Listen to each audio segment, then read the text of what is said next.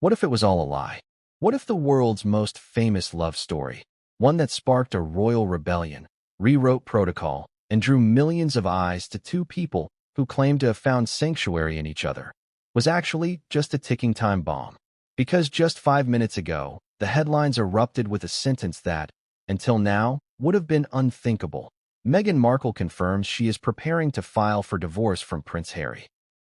Before we continue, please hit the like button, subscribe to the channel, and turn on the notification bell for updates. That's not a rumor. That's not some wild tabloid fabrication or clickbait distraction. That, if the swirling reports, frantic calls from royal aides, and Hollywood insiders are to be believed, is real. And the emotional fallout? Catastrophic. But before we get ahead of ourselves, let's rewind. Not to the fairy tale beginning, the wedding, the veil, the carriage. No, we're going to a quieter moment. A colder one. A moment far more haunting than any cathedral vows or million-dollar dress fittings. Because in the stillness of that Montecito mansion, long after the press stopped calling and the palace went silent, something inside Meghan Markle finally broke. She reportedly said it aloud. 5 words. I will file for divorce. Now pause. Let that land. This isn't just a story about two celebrities calling it quits. This is about betrayal, exhaustion, ambition, legacy, and the slow suffocation of a dream that was supposed to redefine the monarchy, and did, but not in the way anyone expected. So the question becomes, how did we get here? How did two people who defied a palace, broke centuries of tradition, and declared war on the British establishment end up fractured beyond repair? You might think you know. You've seen the Oprah interview, the docuseries, the awkward red carpet moments, the body language experts dissecting every glance. But none of that scratches the surface of what's happening now. Because what just happened wasn't just personal. It was political, financial, strategic, and some insiders say it's been planned for months. So let's start at the beginning of the end. What triggered Meghan's quiet but seismic confession? Was it a fight? A betrayal? A power play? Insiders point to a very specific incident. A whisper that something broke during the Hollywood Christmas parade, a place where smiles were plastered on like makeup, but the tension was reportedly unbearable.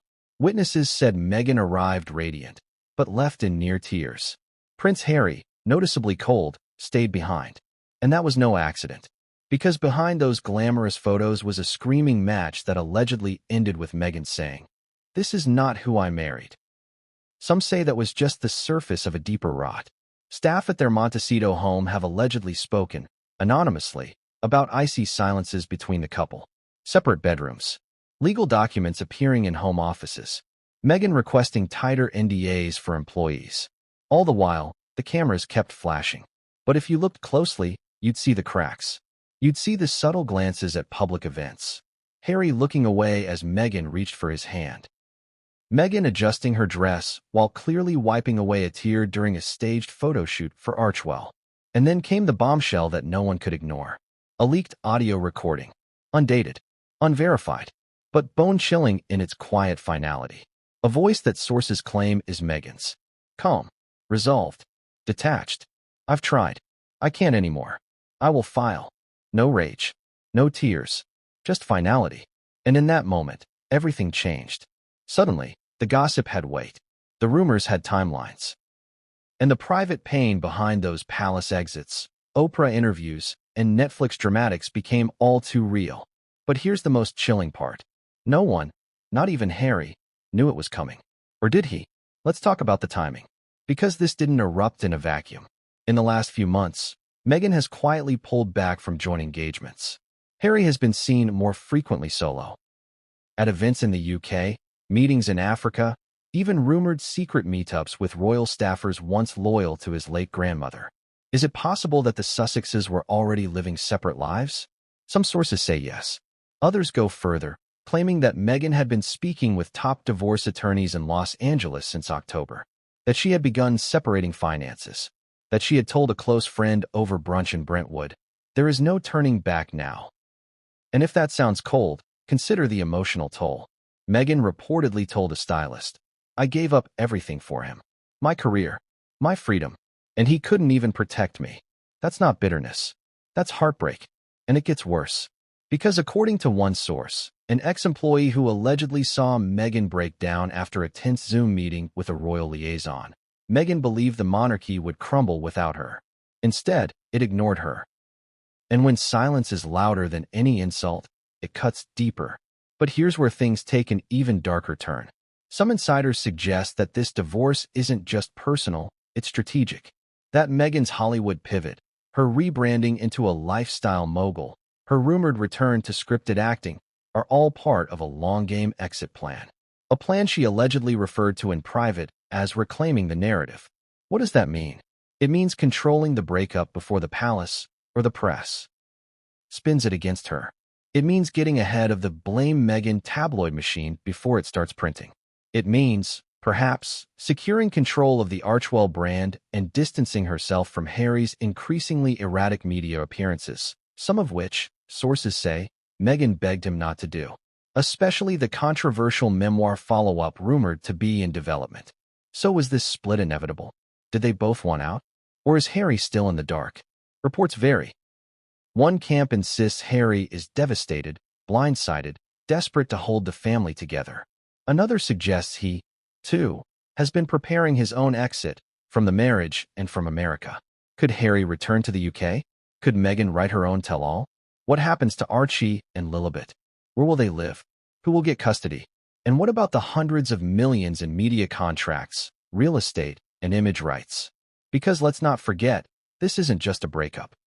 This is a royal corporate dismantling, a business divorce as much as a personal one. And when business and emotion collide, the damage is never clean. So what's next? Is there a press conference coming? A joint statement? A lawyer-led negotiation behind the scenes? Or will it unfold slowly, painfully, with anonymous leaks, calculated press drops, and cold silences at public events? Only time will tell. But one thing is clear. The fairy tale is over. And as the dust begins to settle, we're left staring at a simple, tragic truth. The love that once captivated the world may now be the love that ends in silence. But what came next would change everything, and no one saw it coming. What does the end of a marriage actually look like? Is it a screaming match, chairs flying, clothes tossed out the window? Or is it something quieter, more invisible? A silent click of a door closing. A late-night message left on, "Do not disturb." A look held too long, or worse, not held at all. For Meghan Markle and Prince Harry, the moment it all cracked wasn't public. It wasn't grand or dramatic in the traditional royal sense. It wasn't Buckingham Palace gates flung open or paparazzi flashes catching them mid-argument. No, it happened on a California night wrapped in tinsel, music, and fake snow. The Hollywood Christmas Parade. A place meant for smiles, spotlights, and well-orchestrated appearances. But this time, the spotlight cut too deep. Meghan arrived radiant. Or at least, that's what the cameras captured. She wore a high-fashion crimson coat draped over her shoulders like armor, her signature sleek bun polished to perfection, and a practiced smile stretched wide across her face. But insiders say the truth was very different behind that smile. Because Harry didn't walk beside her. He was there, but he wasn't present. He trailed a few steps behind, distracted, stone-faced. And while Meghan greeted the crowd with her usual charm, Harry barely acknowledged the cameras. For the first time in a long time, they didn't hold hands. No lingering touch. No whispered glances. Just two people playing a role they no longer believed in. And that's when it started. A source close to the couple revealed that right before stepping out of the black SUV, an argument had unfolded so tense, so chilling in its silence, that even their security detail exchanged looks. It wasn't about press coverage. It wasn't about wardrobe choices. It was about control. Allegedly, Meghan had invited a Netflix executive to the event without informing Harry. Harry, already uneasy about their increasingly transactional public life, was furious. He reportedly snapped, "This isn't a negotiation, Meghan. It's our life." And Meghan, calm but icy, replied, "No, it's my brand." Let that sit for a second. Because in that sentence, something snapped. That word, brand, hit Harry like a punch. Was that all he'd become? A pawn in a strategy meeting? Was their marriage no longer about love, but optics? Imagine that moment. The car idling. A couple whose love once defied royalty, now unable to look each other in the eye. The world waiting outside for their photo op, and inside, a castle crumbling, brick by emotional brick. But they stepped out. Meghan smiled. Harry followed, because they always did. Until now. But what happened later that evening would expose just how broken things had become. According to an insider who attended the post-event gathering at a private residence in Beverly Hills, Harry disappeared. No one knew where he went. He reportedly left without his security detail, without alerting Meghan, and without a phone tracker activated. For 6 hours, he vanished. Some whispered he went to Malibu. Others said he drove up the Pacific Coast Highway alone, windows down, blasting Nirvana. One person close to Harry said he muttered before leaving, "I missed the quiet. I missed peace." But when he returned just before dawn, Meghan was livid. And that was the real fight. Not a shouting match, but something far more dangerous. Indifference. According to the source, Meghan stood in the foyer, arms crossed, makeup still intact, but eyes hollow. She didn't scream. She didn't cry. She just asked one question. Were you with her? Harry didn't answer. Now pause. Let's not speculate wildly on who her is, though there are theories. An ex-girlfriend. A UK confidant. A therapist who's off the record. We don't know. But what we do know is this. Meghan's question wasn't just about suspicion. It was about emotional betrayal. Because when trust fades, even silence sounds like guilt. And that's when she reportedly whispered, "You left me alone." Again. That sentence right there, the weight of again, is what broke everything. This wasn't a one-time thing. This was a pattern, one that had been silently tearing at them for months. Publicly, Meghan and Harry were still showing up as a unit. At events, in polished Instagram posts, even walking through Archewell's new offices hand in hand. But privately, friends say they were sleeping in separate rooms, communicating through assistants, even co-parenting on alternating schedules. They were becoming business partners, not spouses. And the Hollywood Christmas parade exposed all of it. It was supposed to be a comeback moment, a final pivot before launching new projects in 2026. Meghan had reportedly arranged meetings with producers, stylists, and endorsement partners that same week. But none of it mattered, because Harry didn't show up emotionally. And Meghan? She didn't forget. In fact, one source claims she wrote it down. Yes, wrote it. In a private journal she'd been keeping since 2020. In one entry dated December 2nd, just days after the parade, Meghan allegedly penned the words, "I feel more alone now than I ever did in the palace." Think about that.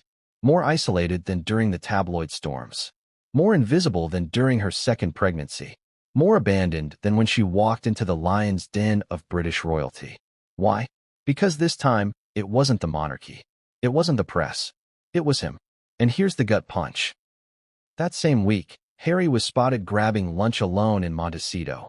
No ring, no security, no smile. He looked hollow, lost. Locals who saw him say he didn't make eye contact. He wore a hoodie, sunglasses, and sat at the corner table of a vegan cafe. He left after 30 minutes. Didn't even touch his food. So what happened that night? After the parade? After the fight? After the silence? That's where things get murky. Some insiders say Meghan left for a week, staying at a private estate in Ojai. Others say she remained home, but in lockdown mode. But one detail is certain. The next morning, according to multiple sources, Meghan made a call. Not to her mother, not to a publicist, to her attorney. And the words she reportedly used? "I'm not asking for options. I'm asking for a plan." Those words, calculated, resolved, indicate this wasn't a heat-of-the-moment threat. This wasn't an emotional meltdown. This was intent. Deliberate, legal, cold. And the legal team she reached out to? One of the top celebrity divorce firms in California. Experts in confidentiality, asset protection, and reputation management. The kind of firm you call before you file, not after. So the question becomes, was the parade really the trigger? Or had Meghan been planning her exit for weeks, even months? Some say she had a list. A literal checklist of warning signs, deal breakers, and emotional red flags she'd been tracking quietly since mid-2023. Tensions with Harry over the Invictus Games. His canceled UK appearances. Their fading Netflix influence. His discomfort around her Hollywood network. His alleged secret meetings with former royal aides. Meghan allegedly told a close confidant, "It's like he's trying to undo everything we built." And when someone feels their legacy is being dismantled, what's left? According to insiders, not love, not trust, only escape. But what came next would change everything, and no one saw it coming. By the next morning, the tension in Montecito had reached a fever pitch. Staff reportedly noticed a coldness in the air that wasn't there before. Doors closed silently behind Meghan. Harry avoided common areas.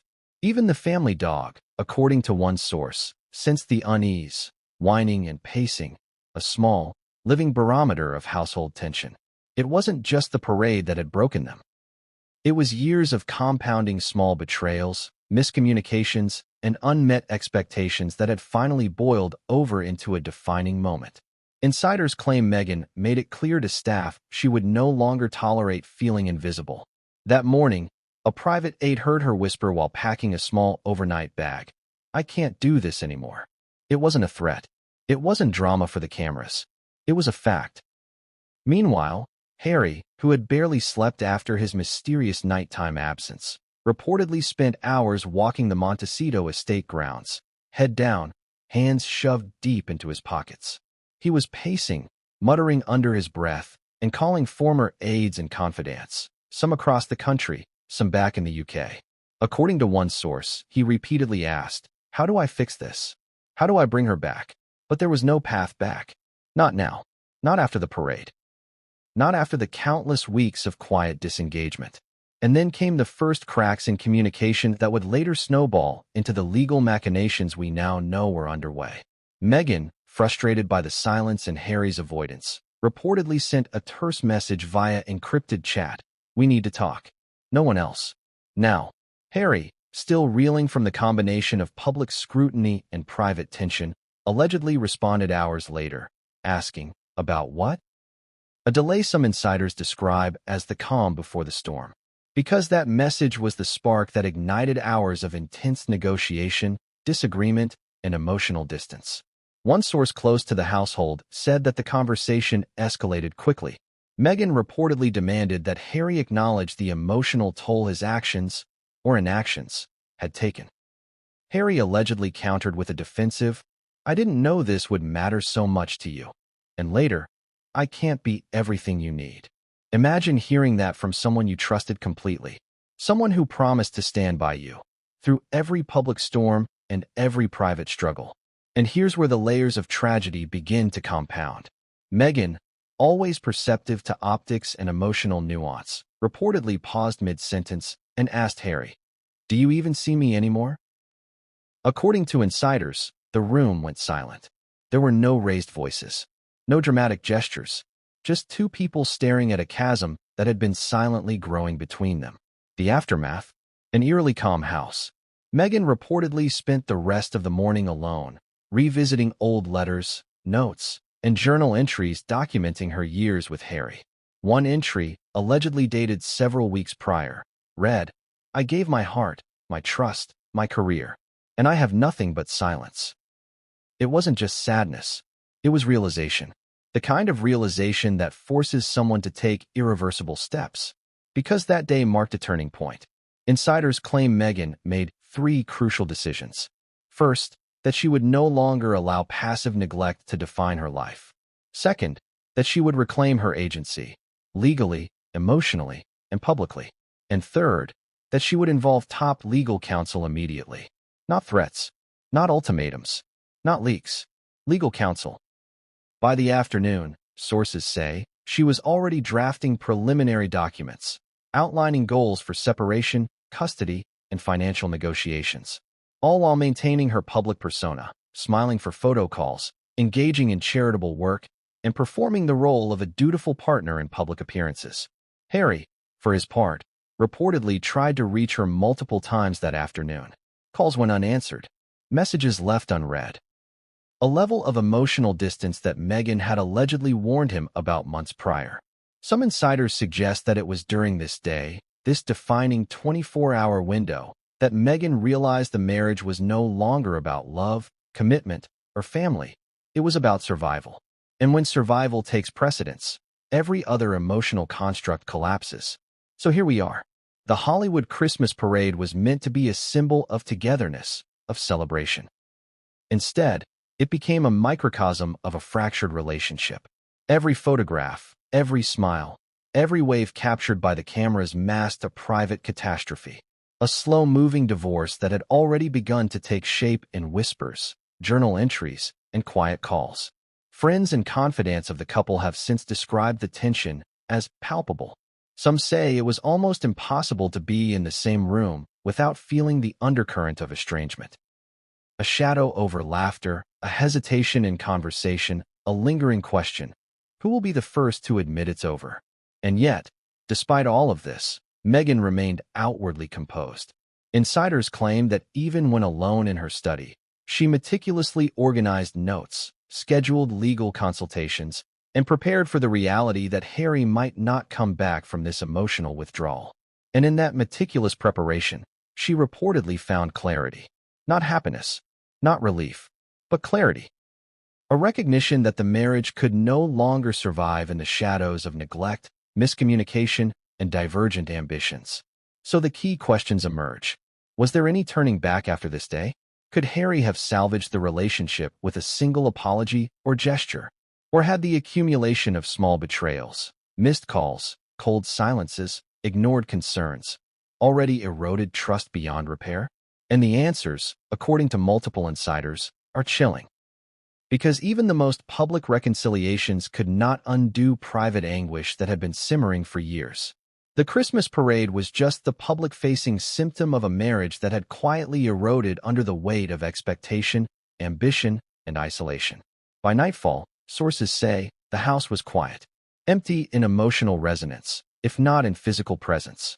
The two of them reportedly avoided one another, choosing separate rooms, separate spaces, even separate meal arrangements. And here's the final twist of that day, the one that would set the stage for the news breaking 5 minutes ago. Meghan allegedly made a final call to her attorney. One phrase was reportedly spoken, definitive, cold, and irreversible. I'm ready. Let's begin. That was it. No argument, no dramatic gesture. Just finality. The moment everything changed. The moment the narrative shifted from fairy tale to fracture. From public admiration to private estrangement. And the world would only learn the truth much later, through leaks, hints, and the eventual confirmation that she was preparing to file for divorce. But what came next?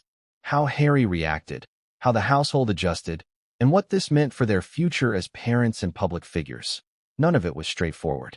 It was only the beginning of a cascade of events that would lead to a global media frenzy, legal entanglements, and heartbreak that neither of them could ignore. What if the most explosive revelations weren't in public appearances, not in televised interviews, not in tabloid headlines, but in the pages of a private diary and the ping of a secret message? Because that's where the real story begins. Meghan Markle, by all accounts, is meticulous. She's always been strategic, keenly aware of how narratives unfold, how words are perceived, and how a single misstep can cascade into a worldwide frenzy. But behind the carefully curated Instagram posts, polished magazine features, and poised appearances, there was another layer. A private record of her life that only she knew existed. Diaries, notes, texts, voice memos. According to insiders, the diary was never meant for the public eye. It was raw, honest, sometimes cruelly self-reflective. And in recent months, it reportedly became Meghan's anchor, a place to vent, to record thoughts too heavy to speak aloud. One particularly chilling entry, allegedly dated a week after the Hollywood Christmas parade, reads, I am surrounded by people, yet completely alone. I speak, yet no one hears. Every smile is a mask, every handshake a performance. Is this the life I chose, or the one chosen for me? Pause. Consider that. A woman who achieved global fame, who broke centuries of tradition, who married the most watched man in the world, writing that she feels completely invisible. That the life she worked so hard to craft, a life of autonomy, influence, and love, has turned into a gilded cage. But the diary wasn't the only source of tension. Alongside it, there were messages, some allegedly sent to friends in Hollywood, some allegedly stored in encrypted apps, some accidentally or intentionally leaked to allies, or perhaps even adversaries. One insider claims that in mid-November, Meghan sent a series of texts to a close friend. The content reportedly included lines like, "I feel like I am negotiating my life constantly, not with the world, but with him, and I am losing." Another, more alarming, reportedly read, "I can't stay. I don't want to stay. But what happens to the children if I leave?" That question, balancing between maternal concern and personal anguish, would later become a defining concern in her rumored divorce planning. The entries and messages, according to sources, didn't paint a picture of impulsiveness. They painted a picture of meticulous preparation, each word carefully considered, each line a marker of where trust had eroded and where the marriage had begun to fracture irreparably. And then there were the voice memos. An anonymous insider claimed that Meghan recorded herself speaking privately, dictating thoughts, fears, and observations. In one alleged clip, her voice, calm but tinged with exhaustion, reportedly said, "It's not just about love anymore. It's about survival. It's about making sure I don't disappear in a life that demands I give everything, yet rewards me with nothing." Some friends and aides have reportedly said these memos were a form of self-therapy. Others believe they were precautionary evidence in case the situation escalated legally. Because make no mistake, there were already rumblings that Meghan anticipated a confrontation over custody, over media rights, over financial separation. And insiders claim she wanted records. Proof that she had tried to communicate, tried to resolve, and ultimately tried to save herself from a slow unraveling. But here's where it gets more complicated. According to the same sources, not all of these diaries and messages remained private. Leaks, intentional or accidental, began surfacing. Not full diaries, but fragments, snippets of texts, hints of voice memos. A friend told a journalist, off the record, that Meghan had confided fears about being misrepresented and ignored, and suddenly the headlines started to hint at fracture long before the public was ready to hear it. One journalist allegedly tweeted, without confirmation, "Sources close to the Sussexes report rising tension and private disputes behind closed doors." Social media exploded. Fans speculated. Comment threads buzzed. And Meghan, according to insiders, saw her private thoughts and struggles amplified in public, distorted in headlines, and debated endlessly online. That, according to close friends, was when the stakes became unbearably personal. Because imagine writing your deepest fears in a diary, only to have fragments leak to the press. Imagine sending a private text to a confidant, only to see it interpreted as betrayal or manipulation. One aide reportedly told a colleague, she felt hunted. She felt exposed, and that exposure made her stronger. She realized she had to take control of the narrative or lose it entirely. And that's when, insiders say, the planning accelerated. The diary entries, the messages, the memos, they weren't just cathartic exercises anymore. They became a blueprint for her next steps. A map outlining how to leave, how to protect herself, how to ensure that, whatever happened, she retained agency over her life, her children, and her legacy. It's worth noting, according to multiple sources, that Harry was aware of some of these private records, but perhaps underestimated their importance. He reportedly saw the texts and memos as emotional expressions, fleeting frustrations, or artistic reflections, not as indicators of an imminent decision to separate. And that underestimation may have been critical. Because the diaries reveal a pattern, Meghan had been processing separation long before she ever uttered those 5 definitive words. "I will file for divorce." Months of private reflection, weeks of planning, days of legal consultation, all of it documented, all of it prepared. And yet, some of her closest allies began to fear leaks, real leaks that could influence public opinion, investor confidence, and even family dynamics in the UK. The idea that a personal diary could become a legal and media weapon was no longer hypothetical. It was a looming reality. Which raises another question. If the diaries and messages were so critical, how did fragments reach journalists and insiders? Was it a breach of trust within Meghan's inner circle? Or was it a calculated move by her team to gently prime public perception? The truth remains unclear. What is clear, according to multiple sources, is that by the time the Hollywood Christmas parade fallout and the subsequent silent standoff in Montecito occurred, Meghan had already laid out a detailed plan. She knew the media would seize on any hint of fracture. She knew any delay could give Harry, and others, an advantage in controlling the narrative. And she knew that documenting her private thoughts would be essential for legal protection.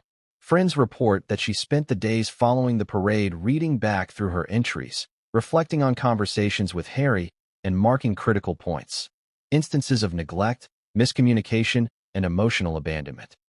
Each note became a mental checklist, a confirmation that her feelings were valid, that her decisions were justified.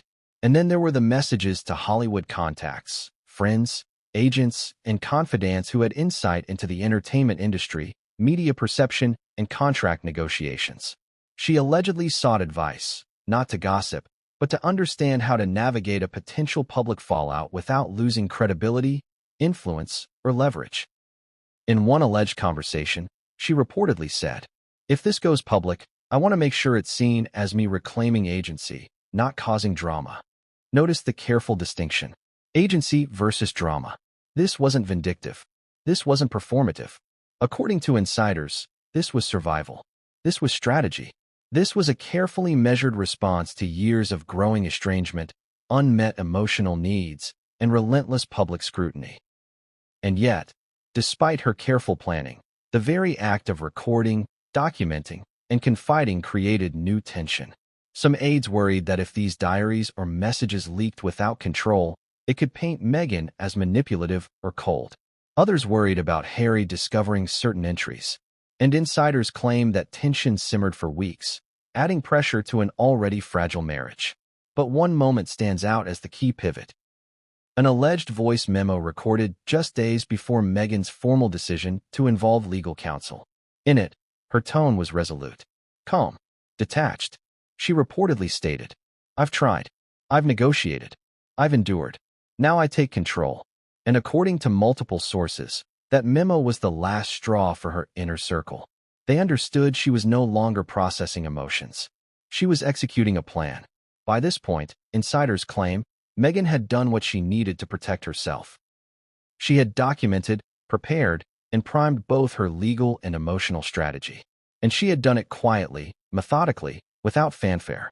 But, as the diary fragments and leaked messages demonstrate, the stakes were not just personal. They were public, political, and financial. Every word she wrote could, and likely would, be scrutinized by lawyers, tabloids, and even royal aides in the UK. Which brings us to a chilling realization. The private reflections, once intended as a safe space, were now part of the engine driving the separation. A diary and a few messages, once intimate, were shaping a global narrative. And while most of the world was watching for smiles, appearances, or red carpet glances, the real drama was hidden in text strings, notebook pages, and voice recordings. Which begs the question, if private words can wield such power, what happens when they collide with a royal institution, a celebrity empire, and decades of public expectation? The answer, as we would see in the following weeks, was catastrophic, meticulously calculated, and utterly unavoidable. But the question remains, who saw these private entries first? Was it a friend loyal to Meghan, or someone with other motives? And how would those revelations shape the legal, emotional, and public fallout of a marriage already teetering on the edge? The diary entries and leaked messages were no longer just reflections. They were instruments, tools, evidence, and in a way, they became the blueprint for the divorce she had already begun to prepare. And just like that, private words became the most dangerous force in a relationship already pushed to its limits. What does it look like when someone collapses under pressure, not with shouting, not with public tantrums, but with silence so deep it terrifies everyone around them? For Prince Harry, that moment didn't happen in front of cameras.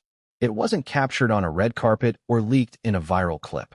It happened behind closed doors, hidden from the world he had once stormed into with charm, charisma, and a seeming invincibility. Insiders report that after the fallout from the Hollywood Christmas parade and Meghan's increasingly private preparation to reclaim her agency, Harry began to unravel. Slowly, quietly, and, according to those closest to him, catastrophically. For weeks, his behavior reportedly shifted. He became distant, withdrawn, and uncharacteristically irritable. Public appearances were half-hearted. Interviews were curt. Smiles felt forced. Every handshake, every wave, Every press-friendly grin was just another act, another mask hiding a man who felt trapped by circumstance and expectation. Friends described him as haunted, not haunted by past mistakes, not haunted by media scrutiny, but haunted by the growing chasm between the life he imagined with Meghan and the reality he now faced. According to an insider, Harry would spend hours pacing the Montecito estate grounds, sometimes alone, sometimes with his security team, often speaking to himself or whispering into his phone. Calls to friends back in the UK were frequent but brief, tinged with desperation and frustration. One anonymous aide reported Harry muttering repeatedly, "I can't fix this. I don't know what to do." There were signs of profound exhaustion, too. People close to him observed sleep deprivation, disheveled clothing, a trembling hand at dinner, and a near-constant frown. Harry reportedly refused to engage in small talk, avoided social gatherings. Even intimate moments with close family and friends were skipped. And yet, the breakdown wasn't marked by overt displays of emotion. It was subtler. He stopped reading messages from Meghan, or waited hours to reply. He declined joint meetings with legal advisors. He retreated from friends who tried to mediate. Silence became his language. Friends of the couple say Meghan noticed this shift immediately. She reportedly described it privately as the wall. The wall was impenetrable. It wasn't anger or frustration. It wasn't resentment. It was a quiet, suffocating emotional shutdown that made every attempt at connection futile. One particularly telling incident allegedly occurred during a late-night family dinner. Staff claim Harry sat at the head of the table, untouched by conversation, barely eating. Meghan reportedly tried to engage him in discussion about a joint media strategy.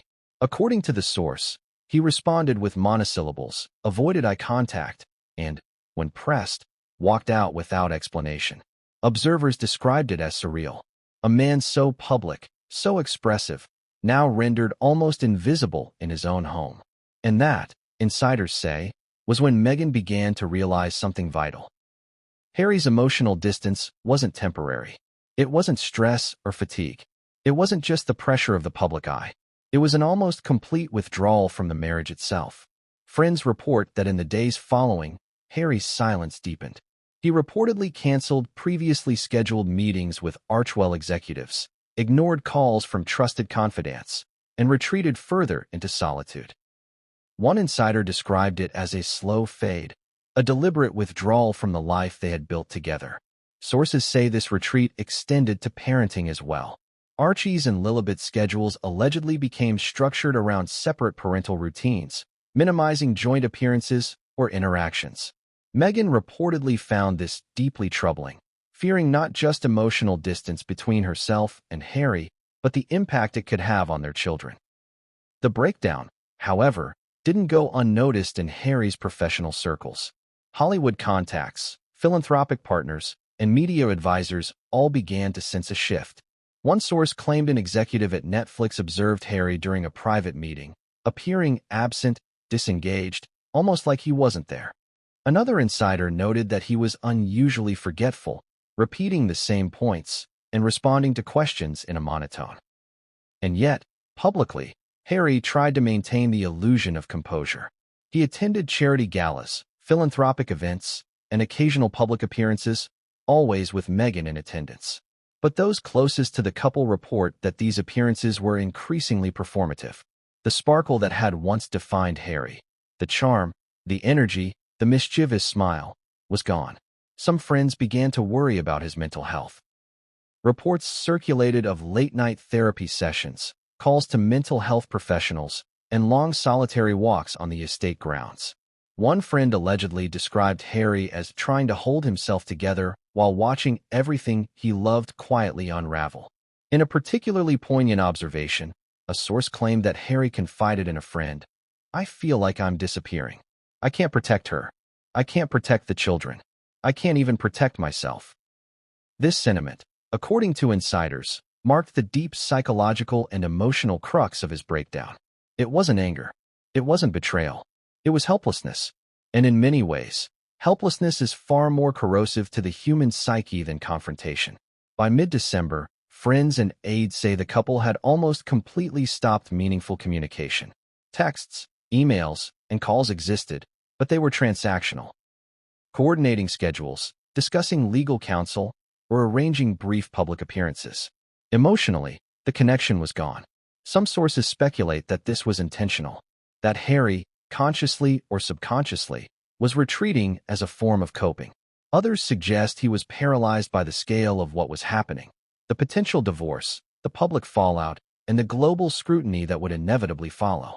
But whatever the cause, the result was unmistakable. Harry's withdrawal made Meghan's next steps inevitable. His silence, combined with the years of stress and subtle betrayal she had recorded in diaries and messages, left her feeling she had no choice but to act. A source close to Meghan said that in one private conversation, she admitted, "I love him, but he's not present. He's not here, and I cannot wait forever." That moment, friends claim, marked the first time Meghan fully acknowledged in private that she might have to move forward without Harry. The public would eventually see the signs. Photos of Harry staring into the distance at charity events. Body language experts commenting on his tense posture during public appearances. Analysts noting the absence of warmth between him and Meghan in staged photos. But behind the scenes, according to insiders, it was worse.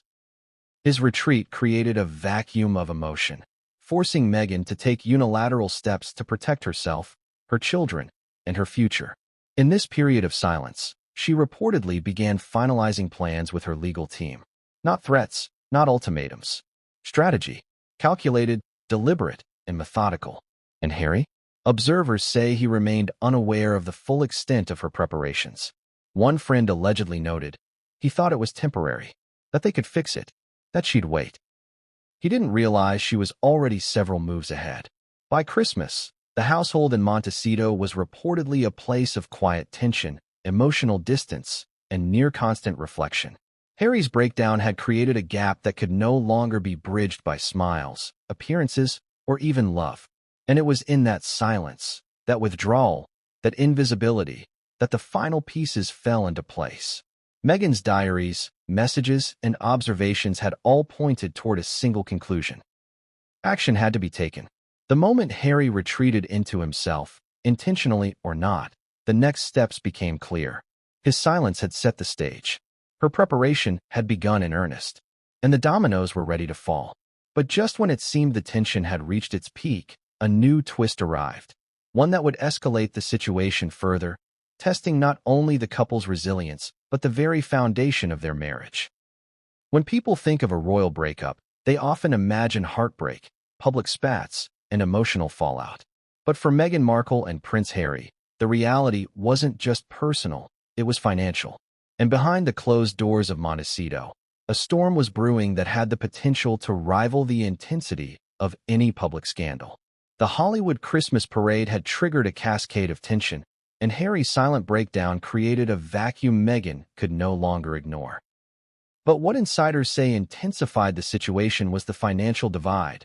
Contracts, assets, royalties, and investments, all tangled in a web of expectations, ambitions, and conflicting priorities. According to sources, the friction began months before the parade. Archewell, the couple's foundation, had been under scrutiny. Funding streams, media contracts, and brand partnerships were meticulously documented, and every decision had implications for both their public image and private wealth. While Harry reportedly wanted to focus on philanthropic efforts, Meghan allegedly pushed for more aggressive media deals and brand positioning. Projects that could generate substantial income, but also invite criticism from conservative media outlets and even some former royal aides. The tension wasn't just about ambition, it was about control. Reports indicate Meghan grew frustrated when Harry hesitated on approvals for Netflix and Spotify projects. She allegedly believed that every delay weakened her agency, slowed the growth of their ventures, and risked undermining her credibility in Hollywood. "Every day counts," she reportedly said to a confidant, "and I can't wait for him to catch up." Meanwhile, Harry, still reeling from emotional exhaustion and public pressure, reportedly struggled to balance the couple's finances with his own personal priorities. Sources say he was cautious about spending, concerned with the optics of high-profile deals, and wary of any appearance that money was driving their marriage. A friend described him as paralyzed by the need to be responsible, but unable to act decisively. These contrasting approaches, insiders claim, ignited numerous disputes behind closed doors. One alleged argument centered on property investments. Meghan reportedly wanted to purchase a high-profile Los Angeles property for branding purposes, a potential home for future media projects, while Harry was hesitant, citing family needs and security concerns. The disagreement reportedly escalated into an hours-long debate in which neither side budged. But perhaps the most explosive financial point, according to insiders, involved the question of joint versus separate accounts. Sources suggest that Meghan wanted clear delineation of assets, separate holdings to protect her personal investments and media earnings, and joint accounts for shared expenses, including their children's needs. Harry, however, was allegedly uncomfortable with what he perceived as a financial separation that could symbolize the emotional divide in their marriage. And it wasn't just mundane financial logistics.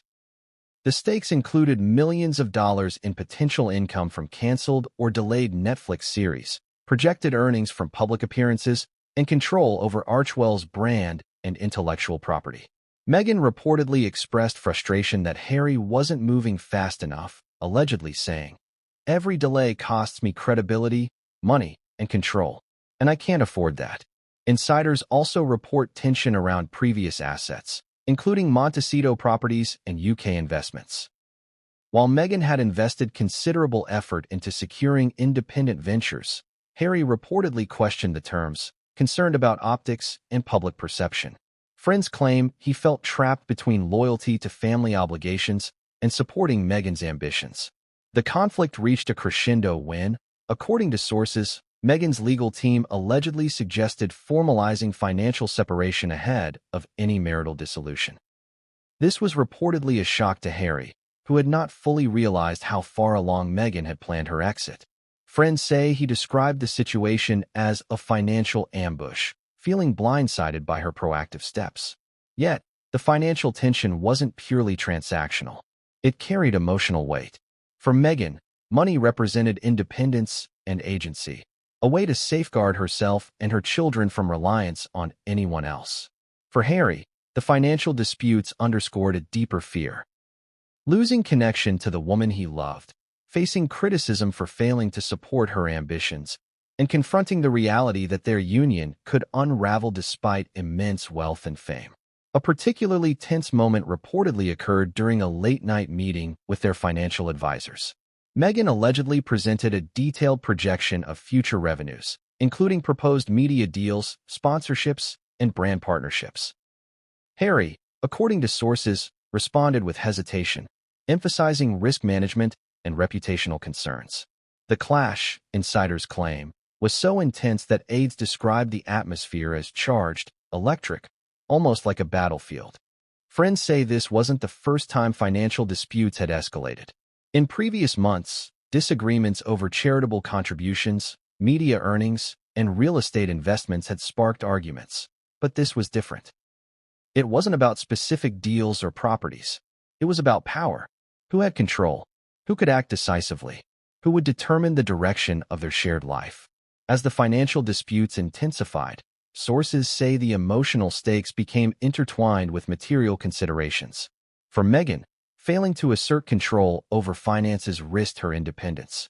For Harry, failure to reconcile differences risked undermining trust and solidarity in their marriage. The tension created a feedback loop. Financial stress exacerbated emotional distance, and emotional distance complicated financial collaboration. Insiders also report that during this period, Meghan allegedly began cataloging financial documents, contracts, and communications with advisors in preparation for potential legal action. It wasn't malicious. It wasn't vindictive. According to sources, it was protective. She reportedly said to a close confidant, "I have to know exactly where we stand. For me, for the kids, and for my sanity." Friends of Harry reportedly observed his growing anxiety. He allegedly became more withdrawn, pacing the estate at odd hours, reviewing documents he barely understood, and expressing frustration with the complexities of modern media deals. A source described him as haunted by spreadsheets and contracts, highlighting the stark contrast between Meghan's proactive approach and his emotional paralysis. Some insiders even suggest that the financial tension was a precursor to Meghan's eventual announcement about filing for divorce.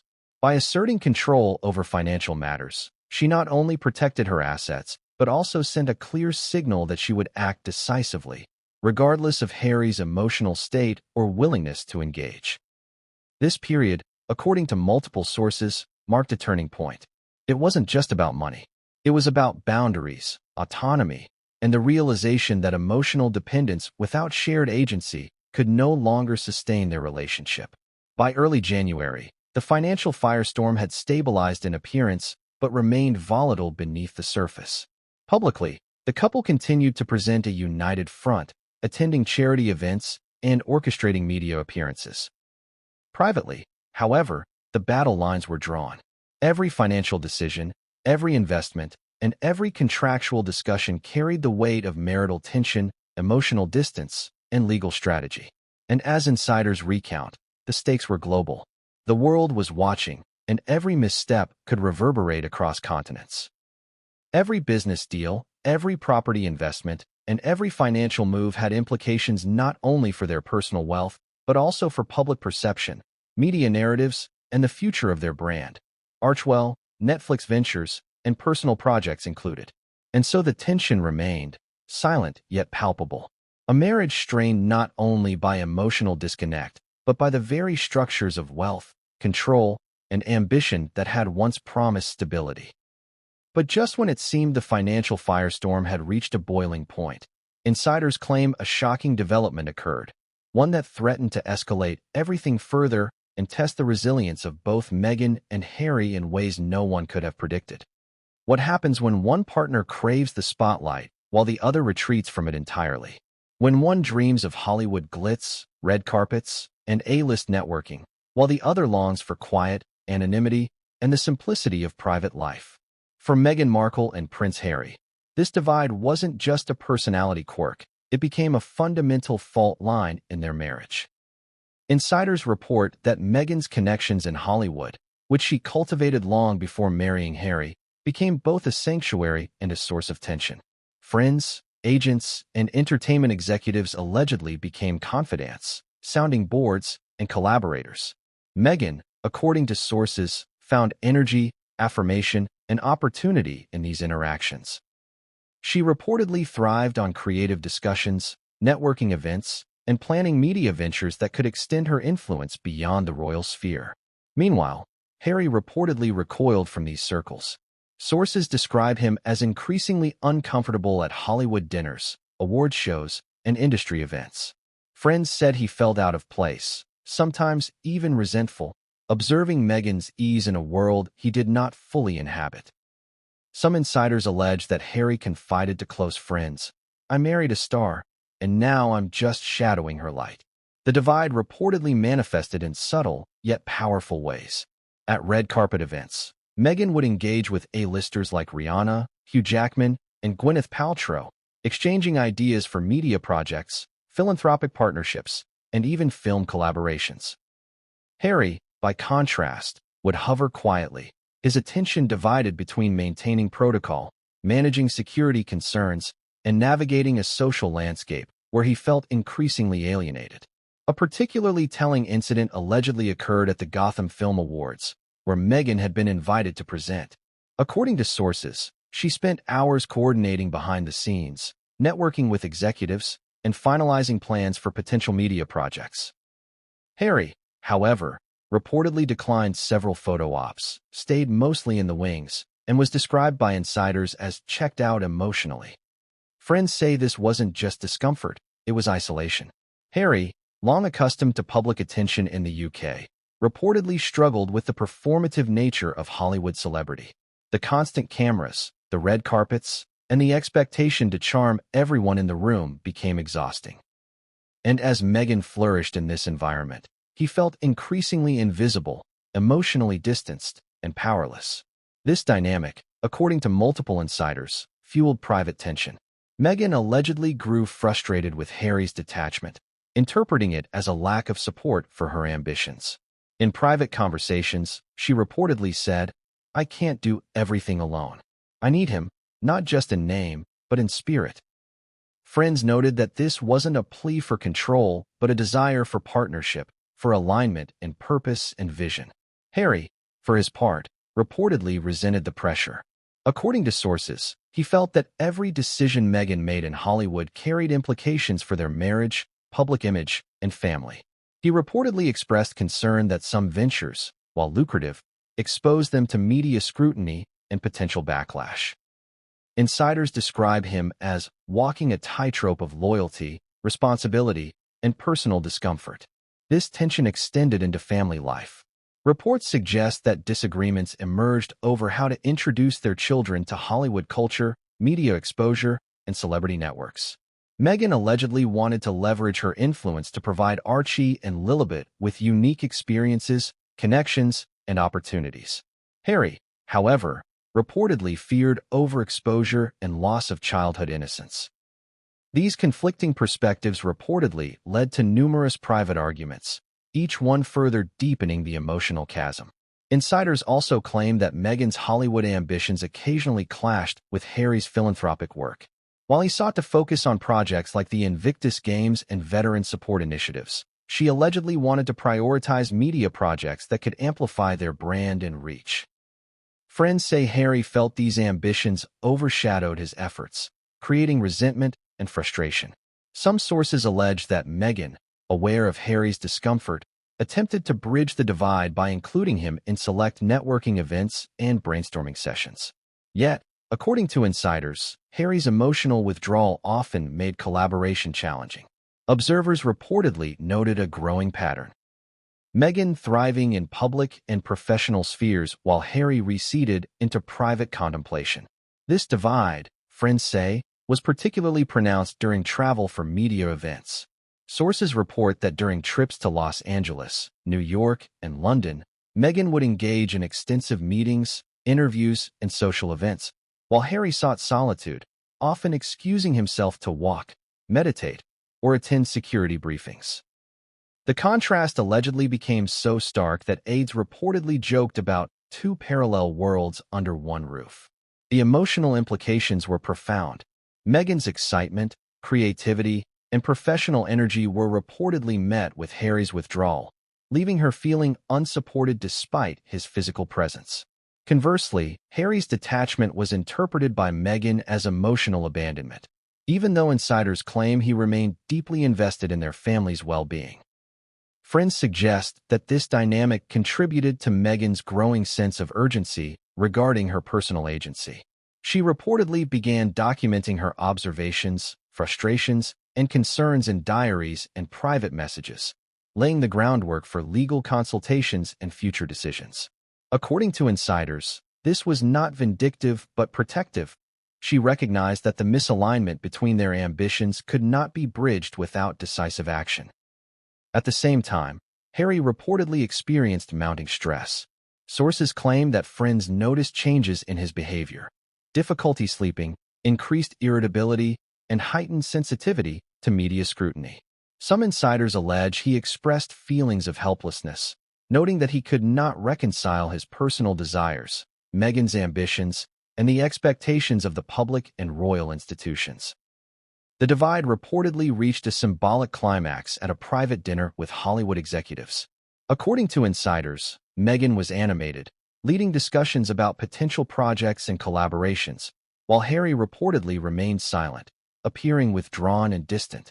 Observers allegedly noted tension in the room, with aides describing an invisible wall separating them.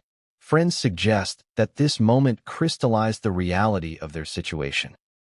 Meghan's world was expansive, outward-facing, and media-centric. Harry's was inward, private, and protective.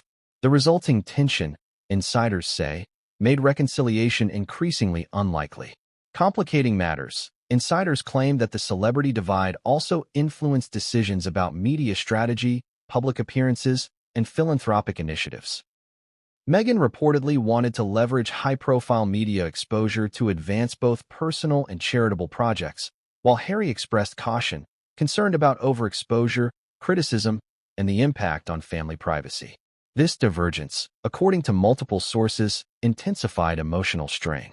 Friends note that Meghan's drive, ambition, and focus were perceived by Harry as both necessary and overwhelming. Simultaneously, Meghan reportedly viewed Harry's withdrawal as a lack of commitment to shared goals, further amplifying her sense of isolation. Some insiders describe the divide as a tension between two worlds, the Hollywood spotlight and the Montecito sanctuary. Meghan sought to merge personal ambition with public influence. Harry sought stability, privacy, and emotional presence. The inability to reconcile these priorities allegedly became a central factor in Meghan's decision to formalize her plans for separation. By early 2026, friends say the divide had reached a tipping point. Meghan reportedly intensified her preparation for potential legal and personal action, consulting advisors, documenting concerns, and planning for scenarios in which Harry's emotional withdrawal persisted.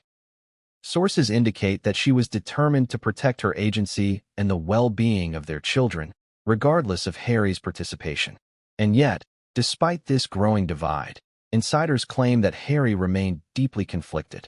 Friends say he loved Meghan but felt powerless to bridge the emotional and professional gap between them. Observers allegedly noted moments of intense reflection, private calls to therapists, and silent walks that underscored the depth of his internal struggle. Some aides reportedly warned that the divide, if left unresolved, could have lasting repercussions, not only for the marriage but for public perception, media narratives, and family dynamics. And as Meghan's preparation for potential separation became more evident, friends claim Harry's internal pressure intensified, creating a feedback loop of withdrawal, frustration, and emotional distance. Ultimately, according to multiple insiders, the celebrity divide, Meghan's pursuit of Hollywood influence versus Harry's isolation and withdrawal, was a critical factor that shaped the trajectory of their marriage. Friends suggest it was no longer just a personality difference or lifestyle mismatch. It was a fundamental misalignment of priorities, ambitions, and emotional engagement. And as 2026 unfolded, that misalignment, combined with the emotional fallout from the Hollywood Christmas parade, the private diaries, and the financial disputes, set the stage for the ultimate revelation: Meghan's public confirmation that she was prepared to file for divorce. But just when it seemed that the divide had reached its peak, insiders report another development. One that would intensify tensions, complicate reconciliation, and push both Meghan and Harry closer to an irreversible decision.